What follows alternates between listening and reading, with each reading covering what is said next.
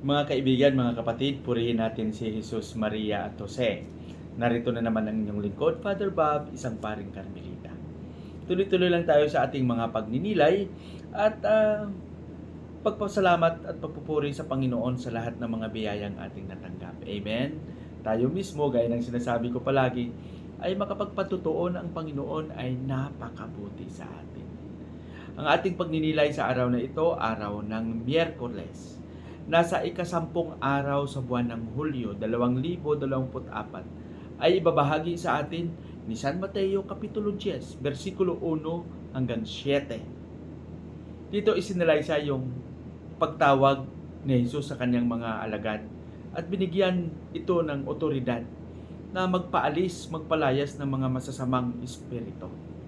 Gumawa sila ng mga gawain na makapagbigay ng pag-asa, makapagbigay ng inspirasyon, at makapagbigay ng pagpapahalaga sa bawat isa, na kung saan ang pagmamahalan, ang kapayapaan, ang pagkikilala sa bawat isa ay siyang maghahari. Kaya nga sabi ni Jesus, kung nararamdaman na ito ng lahat, at ito na ang umiiral sa buong bayan, sa buong sambayanan, tandaan nyo, ang paghahari ng langit ay narito na. Amen? Napakaganda. Lahat tayo ay gusto nating maranasan ang kagandahan ng paghahari ng Diyos.